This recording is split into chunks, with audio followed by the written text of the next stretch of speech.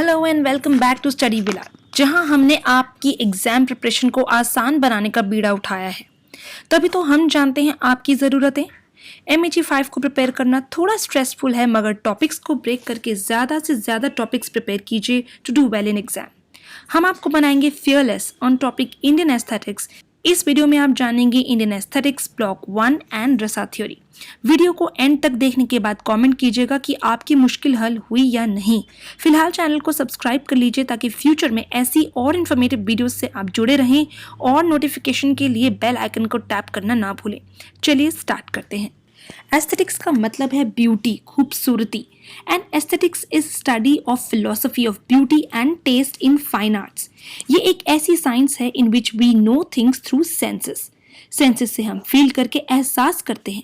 जब भी हम सनसेट, सनराइज, रेनबो को देखते हैं तो हम फीलिंग्स को शेयर करना चाहते हैं। ये ह्यूमंस की डिजायर होती है to share beautiful and painful experience. यही एक राइटर अपने वर्ड्स और लैंग्वेज से करता है। लिटरेचर में रीडर इसी फीलिंग या प्लेजर को फील करता है by looking at the structure and other expressive qualities of the work. Example के तौर पर रीडर्स को प्लेजर एंड ह्यूमर का एहसास होता है by reading Shakespeare's Taming of Shrew. Indian aesthetics Mauryan and Gupta के टाइम पीरियड से चलता आ रहा है। साथ ही ये प्रभावित है इंडिया के multi cultural experience such as European and Islamic tradition से। इंडियन एस्थेटिक्स एक यूनिक स्पिरिचुअल व्यू है on art and literature. Indian aesthetics यानी इंडियन आर्ट और लिटरेचर की ब्यूटी का आधार है इंडिया के धर्म। इंडियन एस्थेटिक्स इंडिया के रिलीजन्स पर बेस्ड है।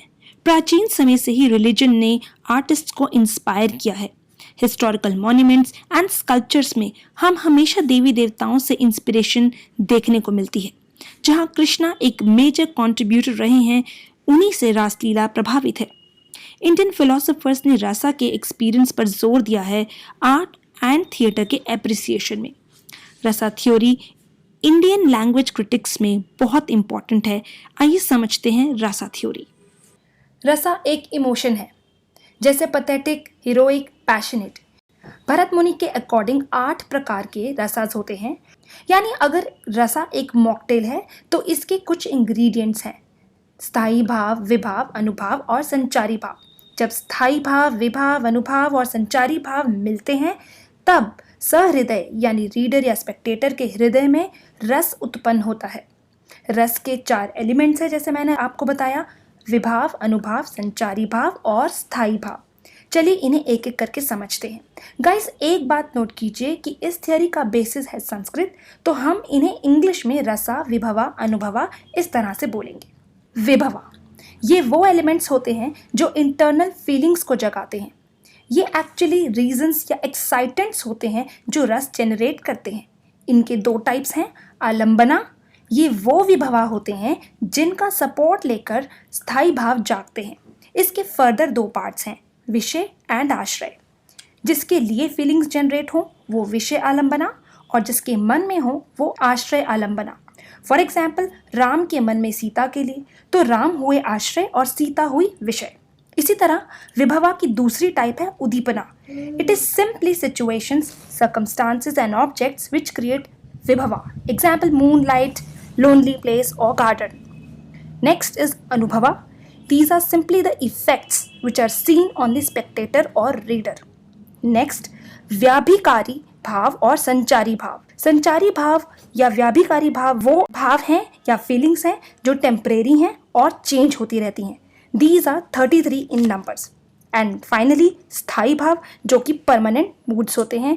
ये 8 टाइप के होते हैं एंड रिसेंटली इसमें एक नया स्थायी भाव ऐड किया गया है by Abhinav Gupta and Anand Vardhan. Guys, स्थायी भावास को रासास से कंफ्यूज मत कीजिए। Sthayi bhavas they generate rasas and for every rasa there is a corresponding sthayi bhav, so they are also same in number. लगता है अभी कंफ्यूजन दूर नहीं हुई। Don't worry, let's take an example.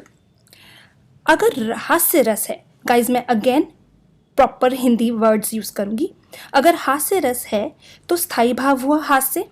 विभाव यानी फैक्टर्स विच लेड टू हास्य रस, जिसमें कि आलंबना, मुझे जिस बात पर हंसी आई, maybe on a funny look of the character. उद्दीपना यानी सिचुएशंस में बी अ फनी डायलॉग जिस पर मुझे हंसी आई. Again anubhava will be the reaction, smile और लाफ्टर.